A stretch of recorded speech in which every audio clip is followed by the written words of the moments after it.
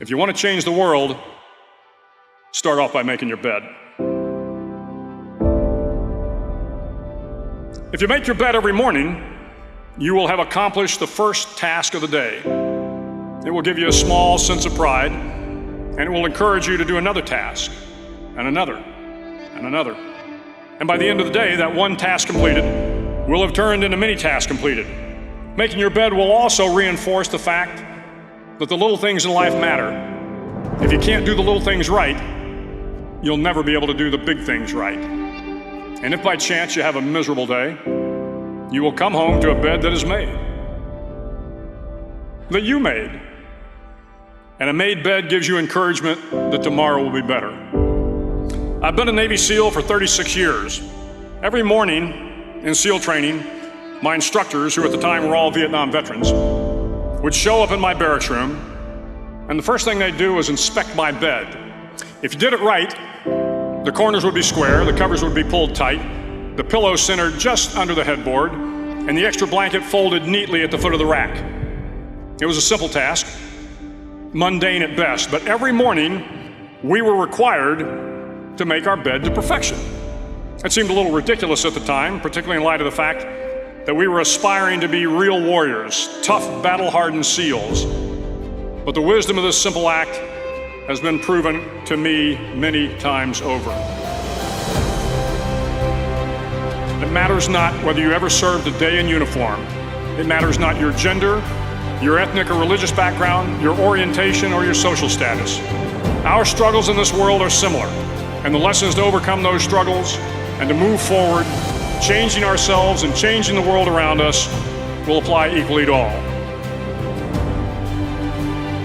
If you think it's hard to change the lives of 10 people, change their lives forever, you're wrong. I saw it happen every day in Iraq and Afghanistan.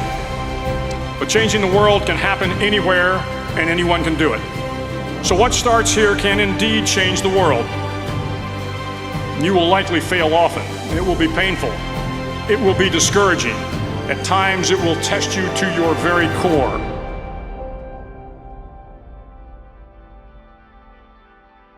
At that darkest moment of the mission is a time when you need to be calm, when you must be calm, when you must be composed, when all your tactical skills, your physical power, and your inner strength must be brought to bear.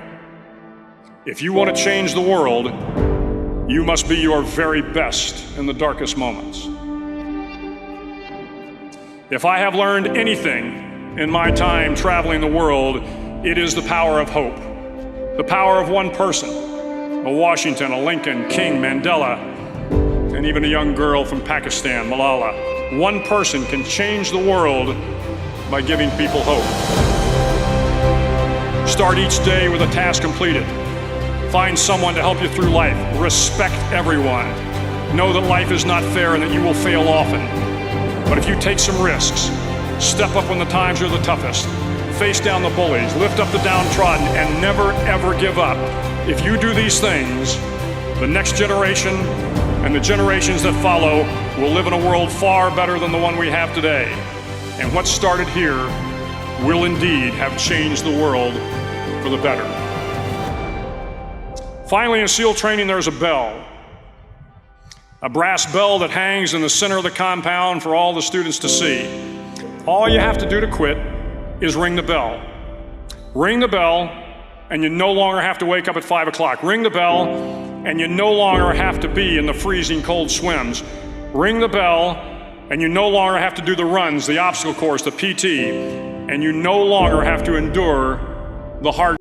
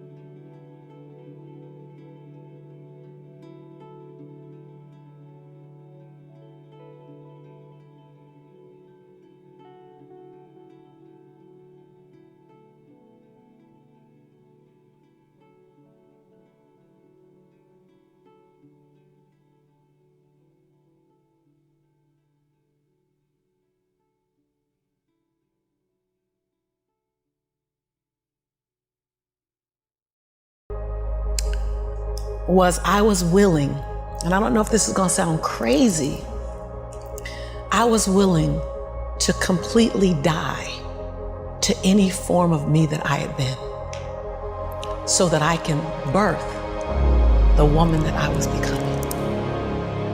The reason why a lot of people won't become who they want is because they're too attached to who they've been. And you hear it all the time when people say, I've always been this way. Okay, well, if that's working for you, keep doing that. I knew it wasn't working for me any longer. I had hit my version of rock bottom. So I was willing to let go of everything and everybody. See, another reason why people won't get there is because the doorway is for you to fit through. You trying to carry everybody else through because you're trying to be Rescue 911. And you got to rescue you first. I am much more valuable to my family and to my community because I was willing to let them go through the door myself, teach myself, learn myself, condition myself, and then come back and get them. I'm much more valuable to them now. But I had to go through a window time of 10 years of judgment. You leaving us, hanging out with white people all the time. You going to these crazy countries. We don't know what I had to be willing to allow my conviction to make me inconvenienced. See, we want to grow, but we want to stay liked by everybody. I was willing to be my own rescue at the risk of your approval. But most of us aren't like that. Facebook is an example. We want to be liked. Well, I woke up and I like myself today, so your like is extra. My job is to like me first. I was willing to say every day, Lisa, you like you? Lisa, are you proud of you? Lisa, are you playing full out? Every day before I checked in with anybody else. I was willing to inconvenience my entire life. My entire life. I was willing to disrupt my entire life to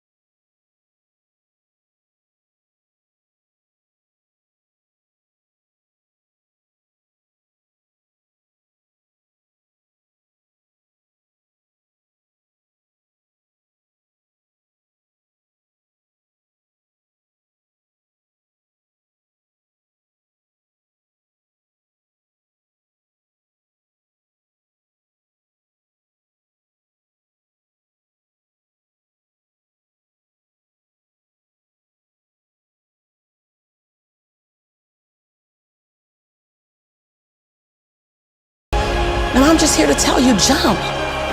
Because only three things can happen.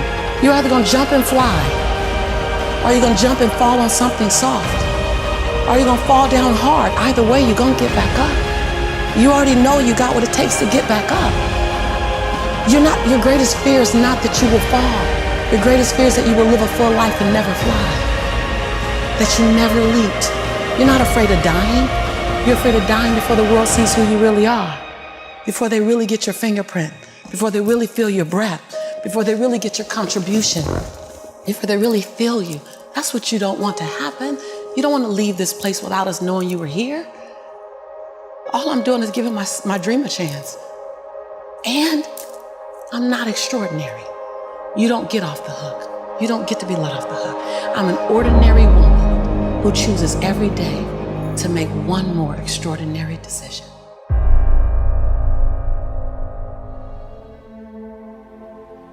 I've come a long way, but I have a long way to go.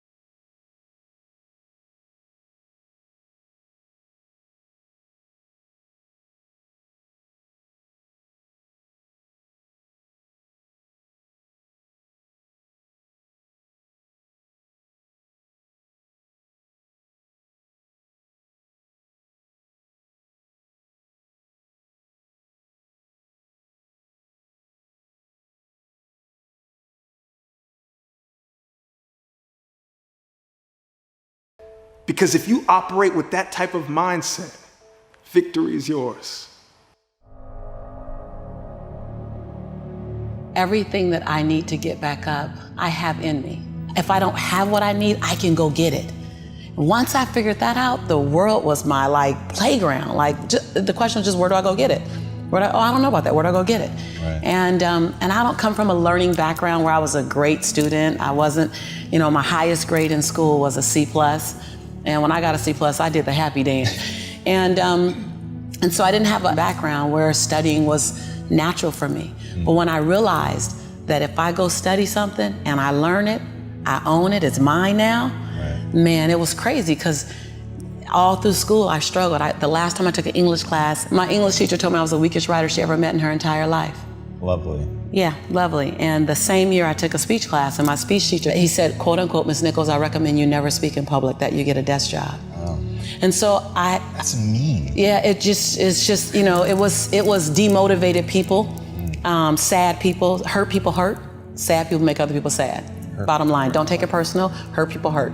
See, most people want the convenience of transformation without the inconvenience required for transformation. So my grandmother says, and I love to repeat this, your conviction, what you're passionate about, your conviction and your convenience don't live on the same block. They ain't even in the same zip code. So if you want to have a conviction for something, you have to sign up to be inconvenienced. We're trying to find convictions and passion and breakthrough on the inside of our box. Well, when you realize that the box doesn't even exist, like someone made up, oh, you're playing outside the box. So we all bought into, there's a box. Well, I don't even own a box. I don't even want to get in your box. You better come out here because I ain't getting in there. And so when you start thinking like that, Tom, all of a sudden, everything is possible. So I disrupt people when I say, you want to make me extraordinary, because it lets you off the hook. What if the God that we call God, the divine, whatever your faith is, what if there's no partial? It's not going to give me a hookup and not give you one. Not going to give me an opportunity and not give you one. I'm just going to go after it. If I die, I'm going to die on a treadmill, like Will Smith said. I'm going to be on the treadmill running. I'm just not going to stop, because I believe all things are available to us. I'm just willing to go after them. Are you willing? And then that is so disruptive, because then you got to make a decision. Because it's easier to live inside the parameters of, well, as a black woman, well, as born and raised in South Central, well, I'm dyslexic. I wrote 7 books, I'm dyslexic. So just knowing, like, I'm not perfect. What I do really well is I manage my imperfection well. And so we're all waiting for perfect. It's an illusion that will never come to you, and it's an excuse to never show up and play. Your story is not meant to be your fortress. Your story is meant to be your fuel. Any story. Like the beauty of me being one of the top 1% earners in America is that I was on government's assistance. Right. Like, that's the beauty. Like, come on, it wouldn't be a big deal if my family was rich. Like, whatever, like, I'm supposed to do something.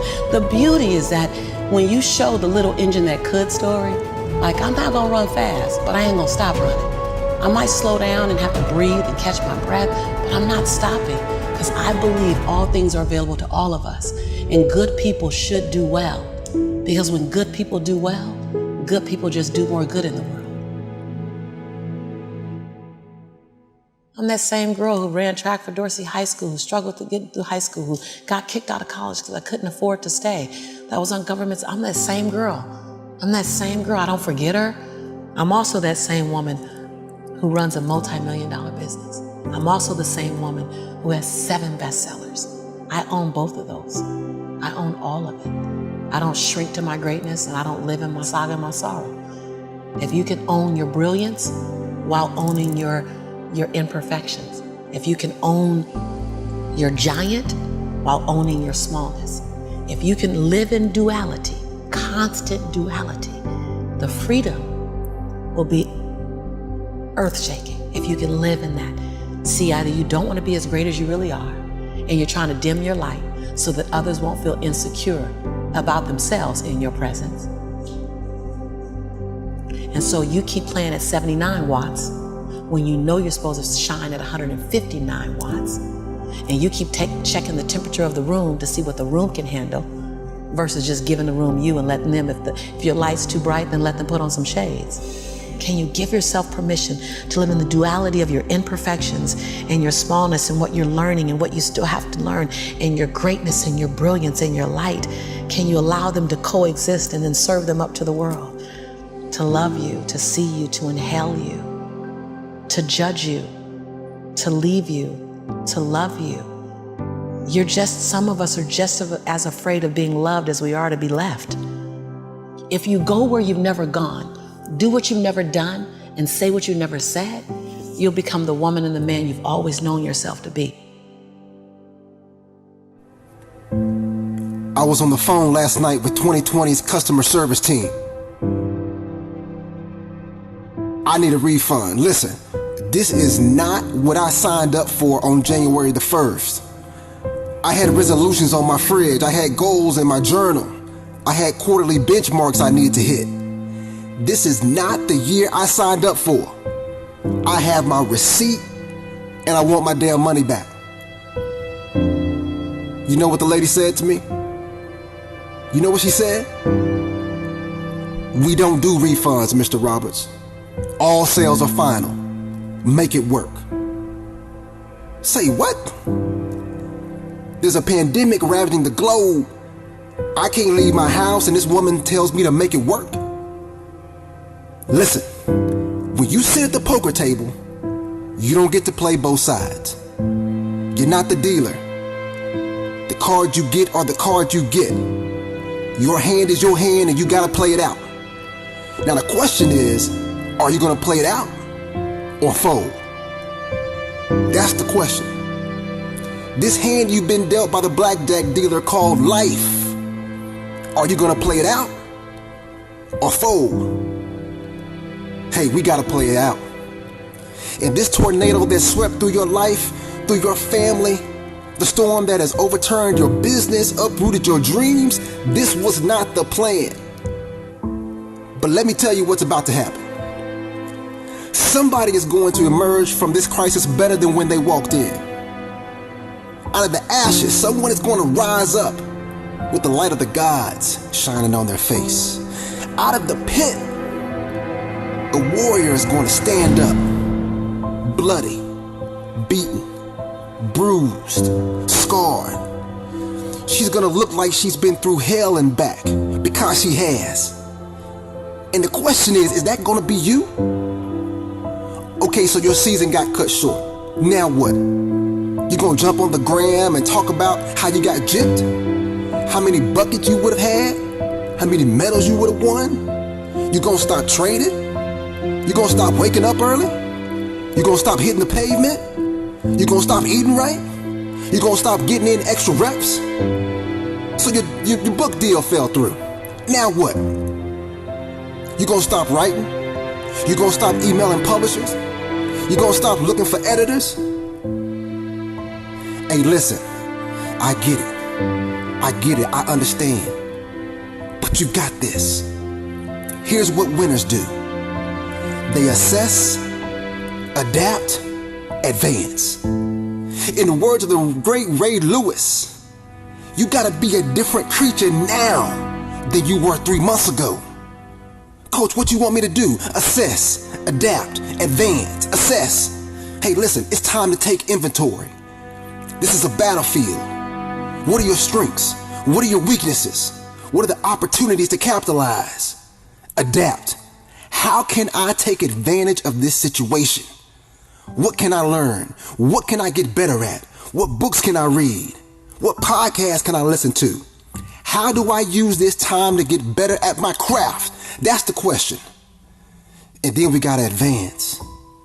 Oh yeah, this is the time to push. This is the time to move forward. This is not the time to retreat. I'm gonna repeat that. This is not the time to retreat. Somebody's gotta win, and it might as well be you. So move. Coach, but what move should I make? Any damn move. The problem is that you're sitting on the sideline, second guessing every play, every step, every call. It's gotta feel right. The stars have to align.